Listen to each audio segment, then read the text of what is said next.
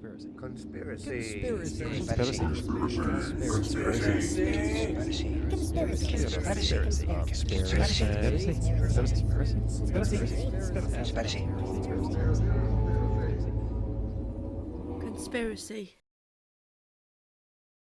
Good evening, ladies and gentlemen. I am the Sarcastic Barman, and welcome to my channel.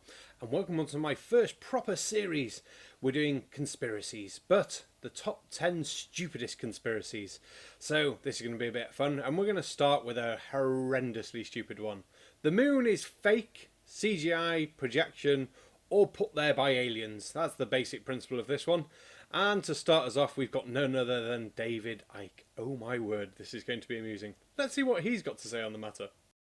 The moon is so perfectly positioned that because of where it is, when we have an eclipse, it is the same size as the sun. That's why we have the eclipse. Now, I'm not sure what happened to the video there then. There seemed to be a little bit of a skippage. So I don't know if the person who uploaded this video has cut a little bit out or not.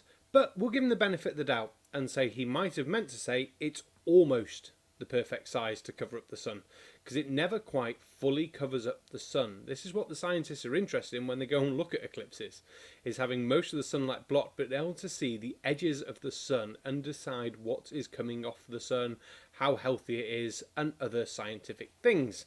Now, we'll move on and see what the rest he's got to say.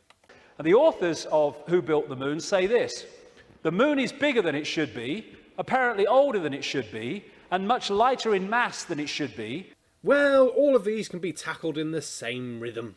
Now, we'll start with the moon is larger than it should be. Yes, it is. We have the largest terrestrial satellite for any of the planets in comparison to the size of the planet compared to the satellite. We do believe this is because of how the moon was formed about 4.51 billion years ago, about 300 million years after the Earth was formed, so I don't know how much younger you want it than that. But yeah, so we think a Mars-sized object hit Earth around that time. This then caused, obviously, rock and debris to be flying about everywhere. A lot of this formed into the moon and a lot of it fell back down to Earth. Now, you could imagine that the more dense rocks fell back down to Earth because it's a bigger set of gravity, it's going to attract it a lot quicker, with the lighter ones staying in orbit for a bit longer and slowly forming into the moon. This is why the moon is 60% less dense than Earth. So, yeah, I'm not sure where you want me to go with this, but we'll crack on with the next bit. It occupies an unlikely orbit and is so extraordinary that all existing explanations for its presence are fraught with difficulties, and none of them could be considered remotely watertight. Well, we've just tackled what we think our most plausible theory on where the moon came from was, so we'll keep moving on, I suppose. When you go on and you say, where'd the moon come from, you get this story. And like so much in what we call science, that people take it as fact, it's actually a theory which repeated becomes fact. But then you go back and you find that it's a theory. Really, Mr. Icke? Really? You do realise that science doesn't deal in facts. It deals in theories and hypotheses. Yeah, whatever. Now, a theory is the greatest honour you can give something in science. It means it's proven to the best of our ability, but until new evidence comes along, we don't know if it's 100% right. And because we never know if anything's 100% right, it stays as a theory. Oh, dear me. And the first one is the moon was created by what's known as the whack theory, or the big whack theory. And that is that a Mars-type planet came in, smacked the Earth, great chunk came off, and became the moon. And yeah, you're basically right there, Mr. Icke. That is the leading theory on where the moon came from. There are slight alterations on what people think. The fine details aren't finalled out. But in general, yes, it works in computer models on what we believe the size of the object was, what we believe the size of the Earth was at the time, its speed it was travelling, etc., etc. Now, let's skip to the meat and potatoes of this video, shall we? And the truth is, and honest scientists will tell you, they have no bloody clue where the moon come from, and it shouldn't, by physics, be there. On the moon. Now, I wouldn't want to call you a liar, Mr. Icke, but yeah, scientists do have ideas on where the moon came from. It's not they have no bloody idea. Yeah, they do. you're a liar. This guy, Isaac Asimov, a Russian professor of biochemistry, did a lot of writing on this sort of stuff. And he said this, quite rightly: "We cannot help but come to the conclusion that the moon by rights ought not to be there. The fact that it is one of those strokes of luck almost too good to accept. Small planets such as Earth with weak gravitational fields might well lack satellites. In general, then, when a planet does have satellites, those satellites are much smaller than the planet itself. Therefore, even if the Earth has a satellite, there would be every reason to suspect that at best it would be a tiny world, perhaps 30 miles in diameter. But that is not so. Earth not only has a satellite, but it is a giant satellite, 2,160 miles in diameter. How is it then that that tiny Earth has one? Amazing." Yeah, Isaac Asimov, born in Russia, moved to America when he was about 3, where he spent the rest of his life, basically, and taught at Boston University. And yes, he was a biochemist, and yes, he did write and talk a lot about the moon. He also did a lot about robotics, so everyone should know Asimov's 3 laws of robotics, and also wrote a load of sci-fi stuff. But again, he's not an astrophysicist, is he? And our theories on the moon do fit with what we see now. And for you to say, yes, but he says that the moon could only be 30 miles across. Now, I take it he's working on the principle of how big Mars and Mars's moons are. Now, Mars is about half the size of the Earth, and its moons are small. I think the largest one is about 13 miles across. So, yeah, double the size of the Mars, you get Earth. Double the size of Mars's moon, you get bloody 60 miles. But the thing is, Mars is also only 1/10 the frickin' weight, or the mass, I should say, of Earth. So it doesn't have a stronger gravitational field as we do. This would then lead to the possibility that we could get a larger moon by just attracting one or something coming close to us. Based on our model, though, of the big whack theory, as you're calling it, it works out. And to show it, here's a nice little GIF.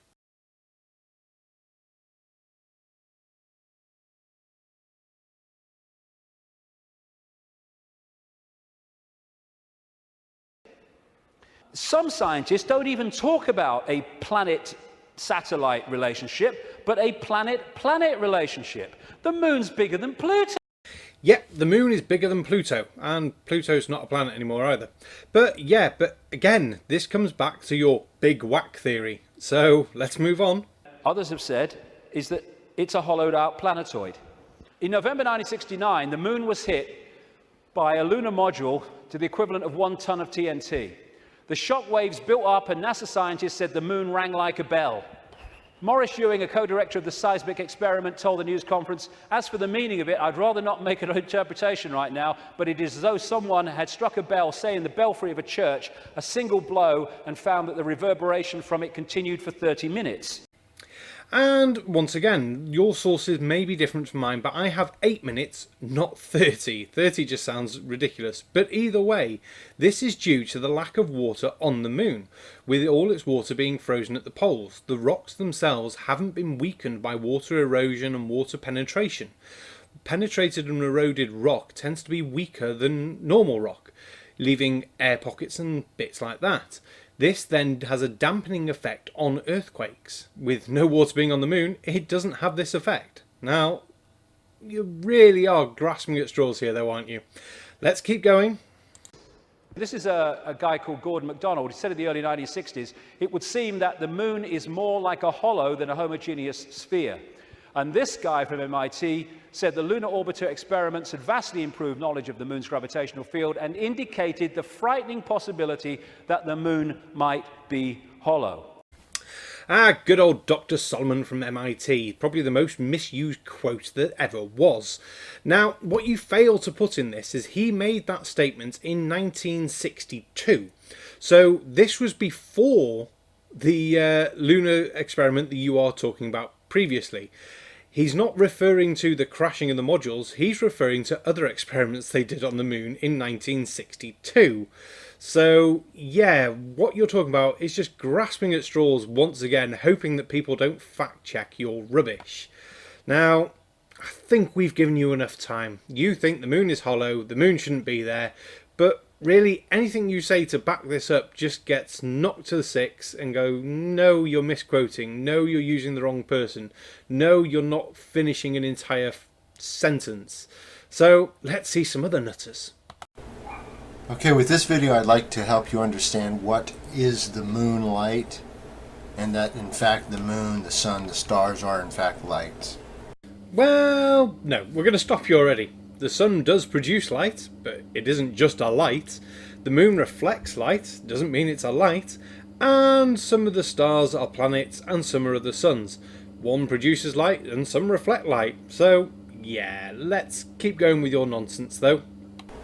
The moon itself is at a height of 32.234 miles high. That's just over 170,000 feet. How about no, crazy person? Now, the moon is not 32 miles away, and if you're going to keep getting things wrong like this so often, this video is going to take absolutely hours to go through.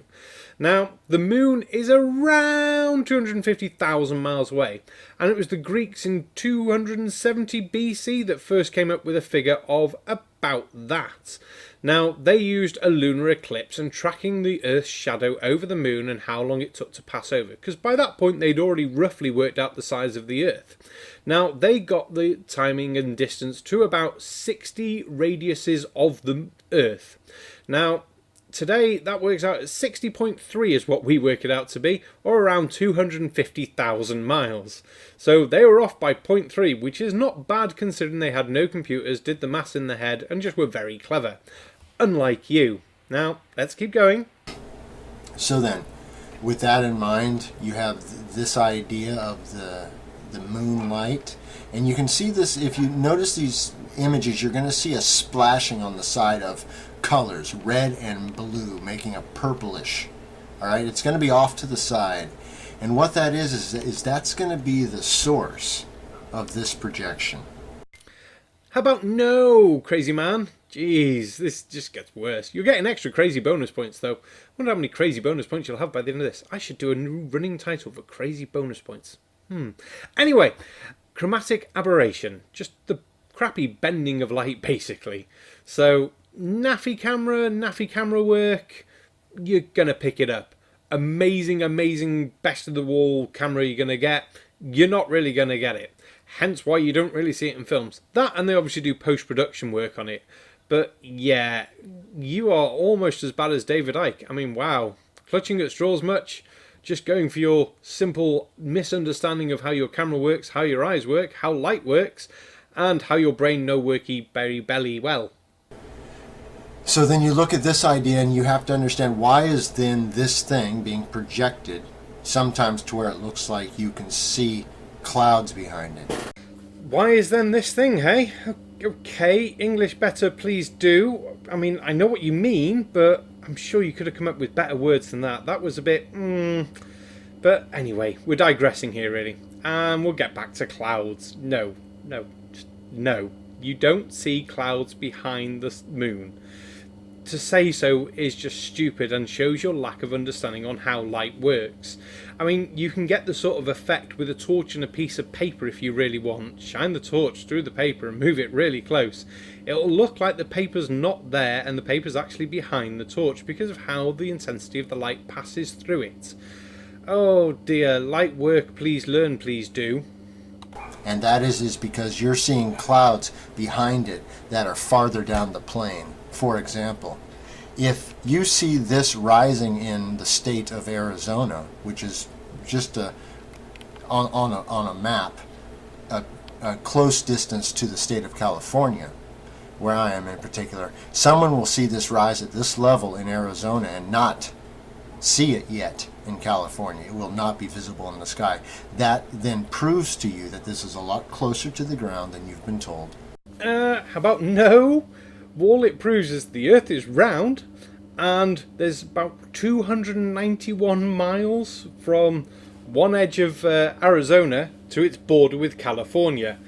And then, let's be fair, California's quite a big state. I don't know where you are in California, or how close to the Arizona border you are, or how close you think you are to the person who can see the moon rising already. But let's be fair, you could be a couple of 100 feet and there'd be a few second difference between him seeing the moon and you seeing the moon. Now, if you're saying you're a couple of 100 miles away, yeah, there's going to be some time difference there, isn't there? You've also got to take into account how high are you, and I don't mean what you've been smoking. I literally mean how high above sea level are you and how high above sea level is the other person, because all these factors need to be taken into account, or you just become the crazy person who is crazy and sits in the corner sucking his thumb. On here, this is a projection into space, and space being atmosphere above your head. All right. And now, why do you see it in a different orientation if you were in, let's say, Australia or something that's said to be below the equator? Well, that is because the projection is at the level of the equator. All right. Does that make sense? Just at the higher plane, just at 32.234 miles higher. All right. And then it rotates on its course. All right. So then at that equator, you're going to see what's called with a projection image, you're going to see a rotation change because it's going to be, think of the figure 8, all right?